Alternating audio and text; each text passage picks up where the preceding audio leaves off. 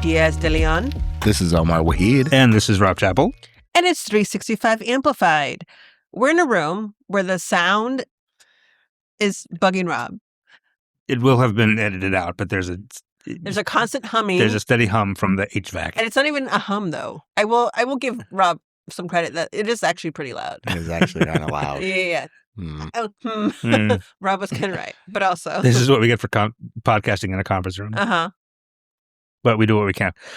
We got a couple things to talk about. Couple union issues. A school thing up in Watertown. We'll get to that. And some sports ball. And our interview today, we'll get to in a little bit, is with the head coach and two players from the new women's soccer team, Raleigh Madison. Very excited about that. We'll talk more about that in a bit. But first, we're going to get to some labor issues that Omar's been covering and keeping track of for us. So many things. So many things. so many labor issues. Yeah. One to do with schools, one to do with hospitals. What do you got with what's going on with Madison Metro Schools? So there's been an announcement that Madison Metro School District will reallocate its cafeteria workers and its food staff to other schools, primarily the staff in La Follette, West, and East. Now, that doesn't sound like that big of a deal, just cursory, but the union has been raising an alarm that their plans to reallocate people will very negatively impact students' access to, one, quickly be able to get their food and eat their lunch and actually have time to have a full meal. Yeah. Impacts second chance breakfast, which is only offered at La Follette, but it allows students who weren't able to get first chance breakfast, at the normal time or get breakfast at home to manage to eat something, because we do know that on an empty stomach, it's very hard to learn. Yep. The research has been there. So, and then La Follette, I think it's about 350 students actually utilize that program. Yeah. So wow. Okay. That's a lot. That's a lot. Yeah. So the union has been raising alarm about that.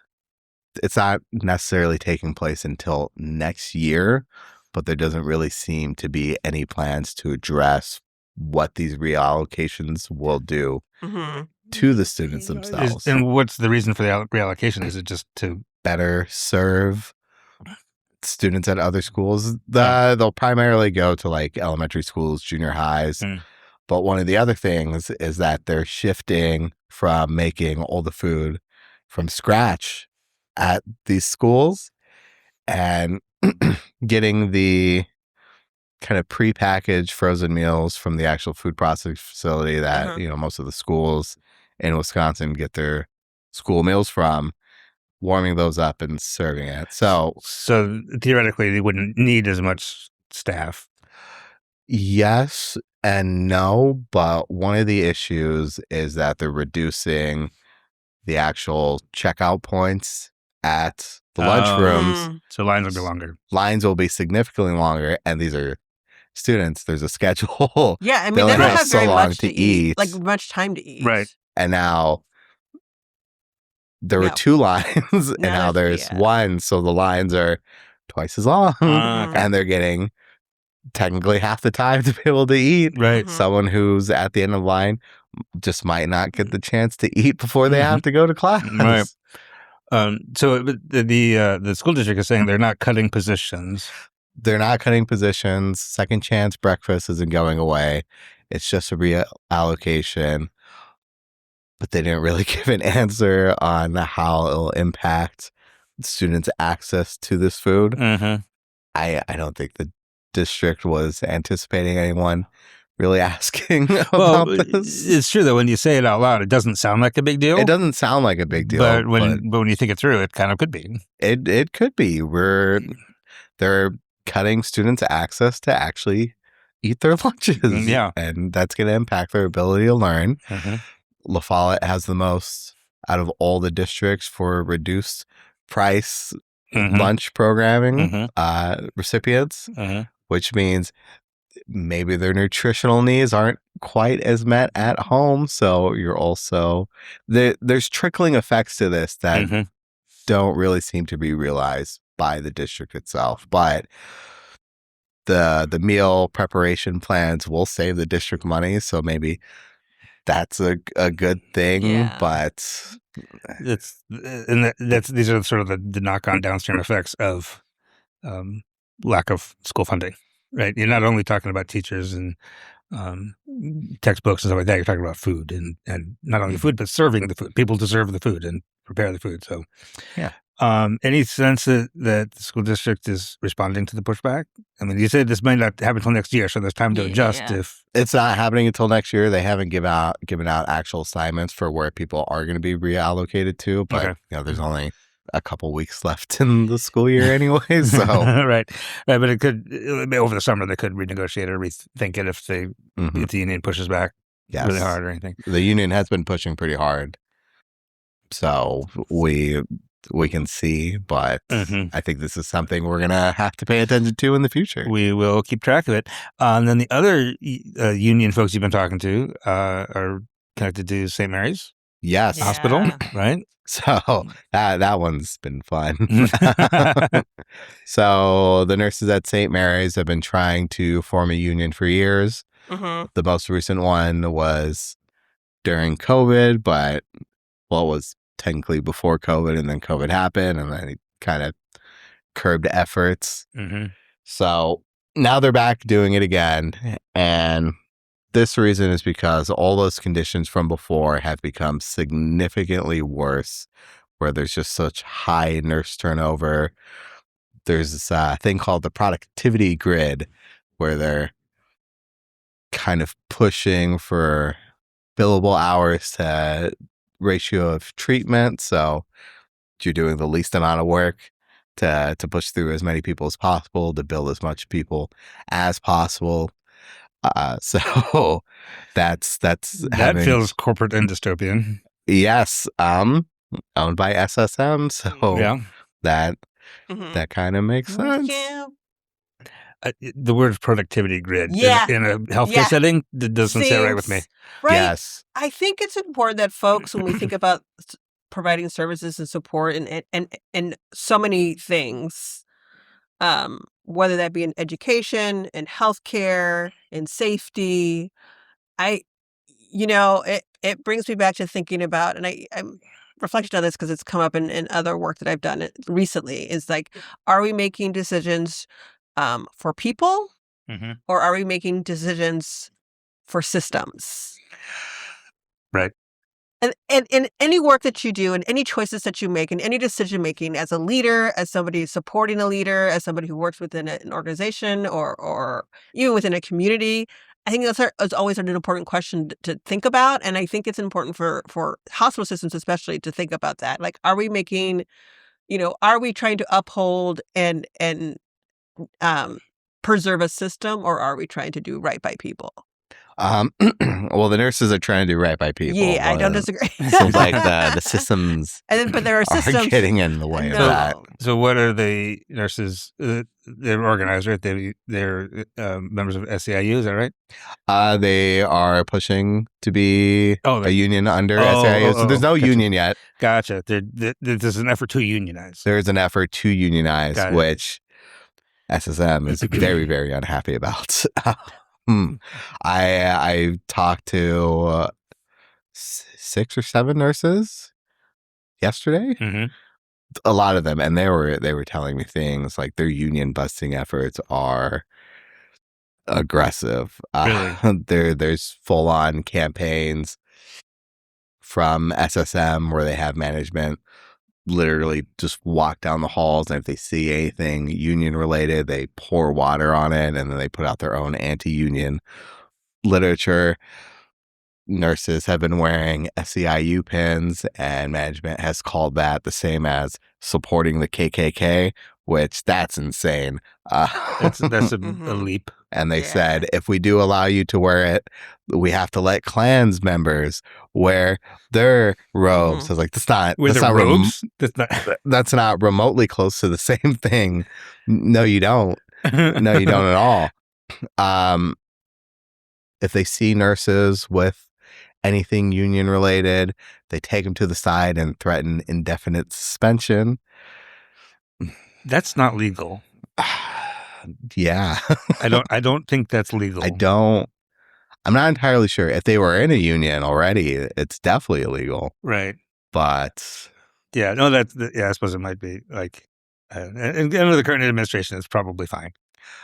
basically, but have you been able to get any response from SSM on these allegations?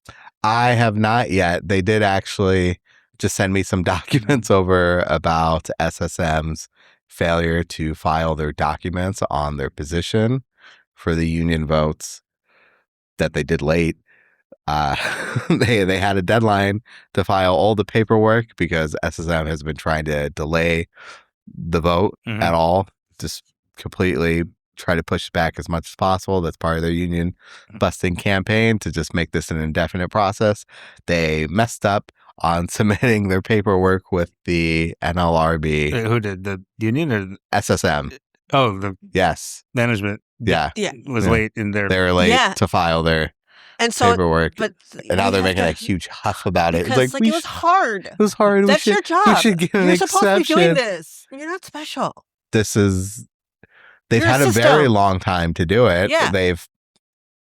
This most recent effort for unionizing has been going on since, I think they told me December is when they got fully organized to start pushing, but for about a year, which means SSM has had probably since December to file this paperwork, and it was due May 1st. So what's the consequence for missing that deadline? Nothing. The nurses can proceed with their vote. Yeah. They're uninterrupted. They can do it. They get the go ahead from the NLRB to hold their actual vote, which they're planning on having within a week or two. Okay. And apparently 73% of the nurses are on board with it. They believe it's probably more. Just a lot of people are scared because of the union busting campaign, but they're anticipating that the union will be formed and they'll be represented under SEIU. All right. And as that vote comes to pass, we will be on top of that. The other union vote that took place last week was our colleagues over the Cap Times. Yeah. Unionized. And the Dane County's progressive newspaper did go ahead and voluntarily recognize That's good, though. the union, which is very good. Yeah. Glad to see that. So good for them.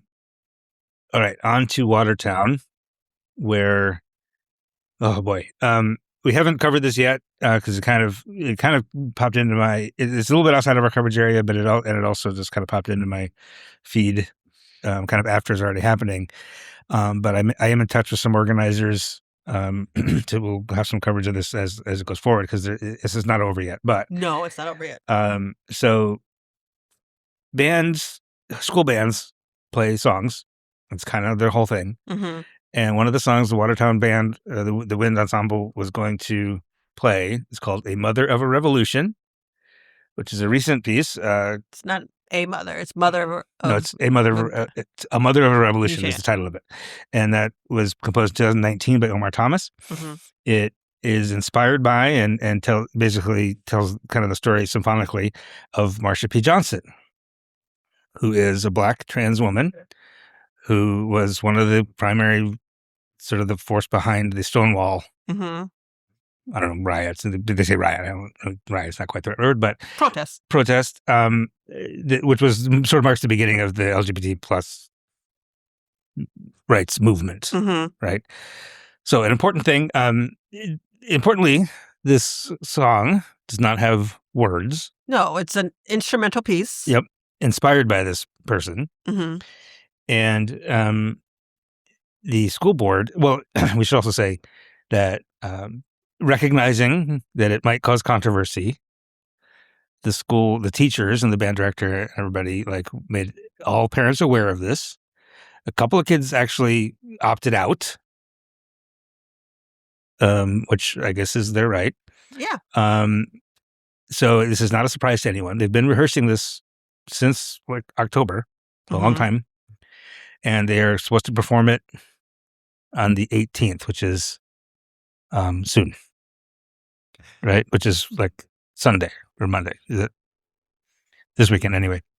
The school board apparently called performing this indoctrination. Okay. Yeah. So also what's important to remember is that in 2025, the district created a controversial topics policy, Right. which restricts how teachers can discuss certain history, including LGBTQ history, right? Yes. Which means the band director wasn't able to necessarily give a lesson on the music itself. Right. So It was not going to be something like, I don't know. it's not like they're no. discussing deep issues in the classroom related to this piece, I don't Mhm. think. But just playing it. They were just limited in how they could talk about it. Right. Nevertheless, the school board earlier this week voted 7-1 to bar the band from playing this piece in their concert. Mhm. One of the school board president actually voted against. She was the one vote, but the school board vice president, Sam Uwinil, said basically like, this is what we all campaigned on. I don't know what that means. That's messy. Which was ending indoctrination and radical curriculum. So are they not, by doing this vote, indoctrinating students themselves into their way of thinking and how children should be educated based on purging history is or not just purging history, because they've already voted for that, right? But also limiting the ability to learn through music is a different level of censorship as well. Mm-hmm. Board member Christina DeGrave, this is from Wisconsin Public Radio, said political violence should not be celebrated through music or song. It's all the time. The War of 1812, the song 1812 is literally political. Can I go on? I have a minor in music.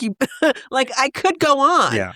Throughout history, music has been used. Oh my God. The Flight of Valkyries, y'all. Battle Hymn of the Republic, anyone? Are you kidding me? The Star Spangled Banner is it's literally about war. It's literally about a battle, y'all. About political violence. Some would say Sweet Caroline. I'm not even talking about the ones with lyrics. The bombs bursting in air, folks. But Star Spangled Banner itself, if you all want to use that as the reason for why we shouldn't play certain types of music, let me give you a list.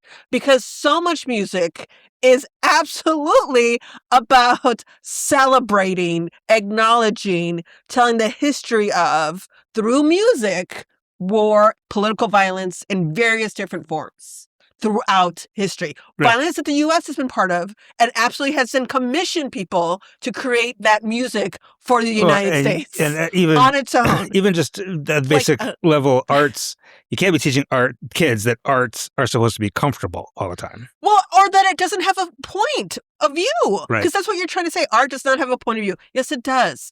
Through all forms of art, there is a point of view. Through all forms of any expression, that point of view is going to be political. It's always going to be political, especially you're all like, we don't need to bring politics into it. It's always there. The idea that you could even say, or you feel entitled to say, let's not put politics into this is political. That's messy. But to say that we shouldn't, I voted for this because we're not supposed to have our kids be influenced by political movements or violence, then you need to stop playing the Star Spangled Banner. You need to stop playing the, Tchaikovsky's 1812. There's so many things that you need to stop playing. Mm-hmm. So what happens next? We don't know. Students walked out. Yeah, there was a long school board meeting. There were shouting matches. It was very tense. And these Watertown 7 school board members are certainly going to have very difficult campaigns next time around. They have activated the P-Flag people. They're, I don't know how, if they're just going to try to play it anyway, or if they're going to try to play it somewhere else. I can imagine the band convening somewhere outside of school to perform. I can see them being invited across the state to come and perform that. I'm sure they will be. And I guess, as I said, I'm in touch with some organizers up there. So we'll get more details on if anything like that does get planned, along with any electoral remedy that Watertown might want to enact. The school board's vice president described the piece as learning about Marsha Johnson, that Marsha was a cross-dressing prostitute who threw a brick at a police officer. I need that person knows you. Stop shaming There's people. actually a very good piece from TMJ4 that was written by my friend Meryl Hubbard. She actually talked to the composer. And That's the great. composer has thoughts. Yeah, I I'm bet sure. he does. He has thoughts. Yeah. Someone should invite that composer over. He actually did attend a performance not too long ago Yeah. somewhere. I don't know if it was under these circumstances. It's disappointing and dismissive and problematic and harmful and all these things. And I hope the parents of that community continue to show up for those students and push back on these school board members. And this is why local elections matter, even at that level. Yes. And I hope they recognize the words that they say are going to come back to them. It always does. There's no righteousness, in appeasing your ego. Right. And there's nothing particularly controversial about the existence of queer people. No, they've always existed. Stop being messy, y'all. Yeah. But and also don't make up reasons for why you want to say no. Say no, be honest, because I have a problem with this. I don't know why. It's not rational. It's embedded in me. Well, and I need to do some unpacking and learning, but I'm unwilling to do that because I feel entitled to not have to do that. In which case, you could just skip the concert. Yeah. You weren't even invited. You don't have to have your precious little ears accosted by this. But you wouldn't have known. Nice. I'm sure it's a lovely piece. You wouldn't have known the difference. That's the thing. Right. So I will be on top of that as whatever developments go forward next week. The last thing we'll talk about before we get to our interview is the subject of the interview. The women's soccer team. Sure. Is happening. We'll have a full and proper season preview article for you Monday. But I want to mention it on the podcast today because the team begins. They have a friendly against basically a preseason match against Chicago House on Friday night. But start the season on Wednesday in Chicago, and then their first home match is Saturday the 23rd at 5 p.m. against Minnesota Aurora, which is probably the best amateur women's team in the country. And I went down and talked with Kayla Budish and Malia Zillman, the goalkeeper, who is from Wanakee. She's 16. She was very, as you'll hear, she was very quick to tell me she's going to be 17 in a month. And is my height. Are you upset about that? Which is wild for a goalkeeper. That goal is 8 feet high and 20 feet wide. So this is why Rob's upset, because now he's like, wait a minute. So at my height, I could have been a goalkeeper. I could have been a professional soccer player. Well, Lionel Messi is also my height. Yeah. But you don't, to be in his position, you don't have to be tall. No, you don't have to be tall. But a goalkeeper, for Malia Zillman to be like 5'3", 5'4". Well, okay, 5'5". 5'5", but you're not 5'5". She might be actually just taller than me. Yeah. But to cover that and to be at the level she's at, because as you'll hear, I was trying to get at, like, you're going to have a very big crowd. Is that going to be new for you? And she was like, and I asked, as you'll hear, what's the biggest crowd you've played in front of? And she says, well, probably against the Netherlands. And I was like, oh, right. You play for the national team. Yeah. As a 5'5" goalkeeper. Yeah. When you're 16. That's incredible. Anyway, Madison's very lucky to have her on the team. But I talked with the head coach, and they are now 3 days into practice. Mm-hmm. They have a game on Wednesday, and it's gonna sell out, which is amazing. And I heard from Kayla Donovan, the general manager, that they sold about 1,200 season tickets, which is amazing, and about a third of those are also for Madison season ticket holders, which means like 800 of them are not for Madison fans particularly, maybe come to a few games, but that are all in on the women's team. Yeah. Which is very, very, very, very cool. So we'll take a short pause and then we'll get to that interview and we'll come back with our question.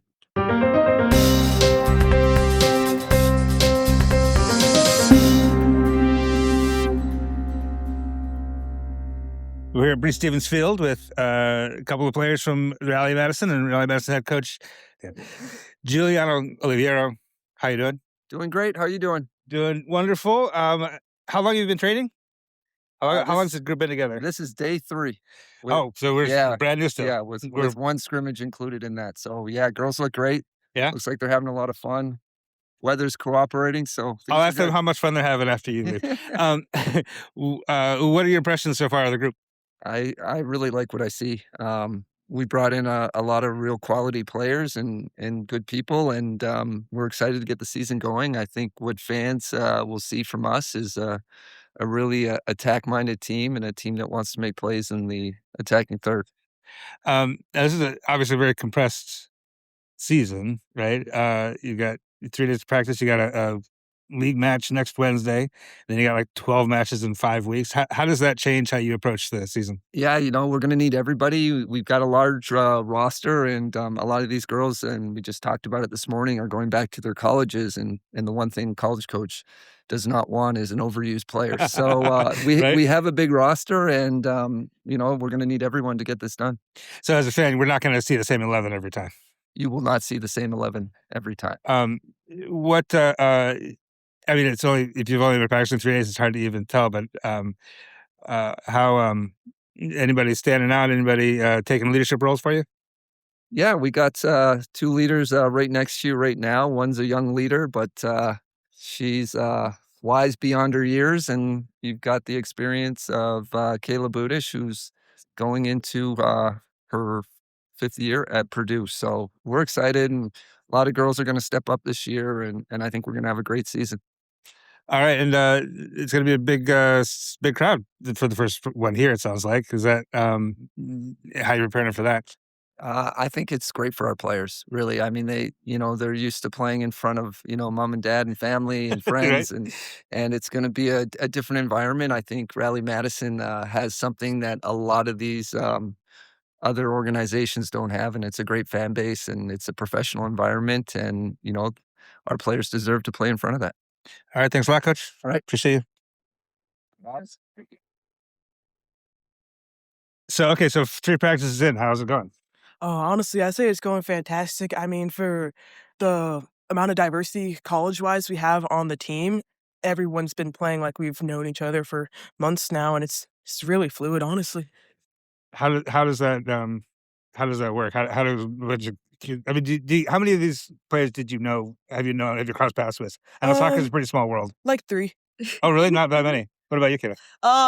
I've definitely come across quite a few more with Giuliano. He was my head coach back when he was at SC Wave, and he brought a lot of girls from the teams over there. So there's quite a few that I've played with, and then there's some friendly competition between the Big Ten and other areas, and Sure. back in high school soccer. So it's good to see some new faces. Good to meet some new faces, and I think so far, yeah, like Malia said, we're really connecting and meshing and just continuing to build that chemistry. How do you do that when you know you've only got like a week and a half before you're well, on it for real? Everyone's here to get better, but at the end of the day, we're all 11v11, and whoever puts more goals in the back of the net, whoever keeps the least amount in. So we all kind of have one end goal, and that's to win.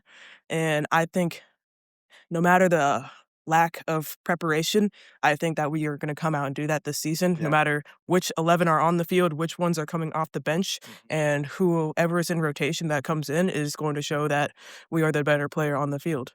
Now you used to maybe non-soccer people don't know this, but like you used to be on 2 teams at once all the time. You're on your high school team and on your club team and on your college team, and now this is like your higher level club team. How do you manage that as a player? I think it's a lot of fun. It kind of puts you in front of new faces and, people that you don't see every single day of the week, during the college semester. So it gives you, a fresh environment and new people to kind of build off of. And I mean, kind of build that team chemistry quickly. Like it's definitely a unique situation, which is such a short season, to just being able to kind of grow together quickly and then, build off each other and play off each other and kind of see what strengths and weaknesses you have and go from there. What's the biggest crowd you've ever played in front of? The biggest what, sorry? Biggest crowd. Crowd? I think the biggest crowd I played against was Netherlands versus US. we had a good amount of people there, and maybe Spain. There's a good amount of people there too. Or the Middleton versus Wanakee game. always a big draw. Now, I'm pleasantly surprised that this first match is dang near sold out. Is that right? The first one. The first one. Nearly there. Yeah, on May Not the 23rd. friendly, though. Right. Yeah, the first league match. So get your tickets now. Yeah, thanks. What does that mean to you all to see Madison really turn out? I mean, it means a lot. Like, I see these people every day when I'm walking to the grocery store, when I'm driving around town, and it's going to be cool to see how many people are coming out and really supporting women's soccer. I mean, this is the first big women's soccer team that has come kind of into the state, and I think we have a big platform to make it, honestly, make girls feel more supported in the sport, especially around town, and it's my goal, inspire the youth.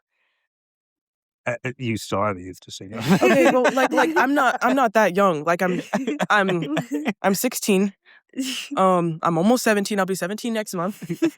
I am not majority of the youth. I'm talking about like 12 and younger. I know. Speaking of that, though, what thinking back when you were like 12, 13, what would it have meant to be like a cool? No, I think it's a really unique opportunity to just seeing the support that the community has. I mean, when I was younger, like women's sports weren't as big. Like they're really starting to grow and take off. And I think having those people that you can look up to and seeing all the young kids in the stands is such a cool experience. And just being able to know that I was once in their shoes, and now they see us out here and they can have something to strive for and look forward to, and people to be able to emulate and just look up to. Who's going to score the most goals on the team? Me. No, Kayla. No, Kayla. I think it's definitely gonna be a group effort. I think we have a lot of really, really strong forwards, a lot of people that want to make things happen. But I think it's overall we're gonna score a lot of goals. We're gonna play a lot of fun soccer, and it's gonna be a great season. Now, are you all aware? How aware are you of W League history? I mean, these are going to be our first game, and it's going to be our best games. We're going to come out and we're going to win. It doesn't matter if they've had 100 practices together under their belt. I will put 1 girl versus 10 versus their team, and we still win. All right. Confidence, I love it. I played on a W League team in Indianapolis, Indy 11, last year, so I've had some experience. But I think being able to play on a team that's local, that's in Wisconsin, being Wisconsin born and raised, I think it's such a cool opportunity. I'm really excited to see what we can do. All right. Best of luck. We'll see you. Awesome. See you next Thank you weekend. so much.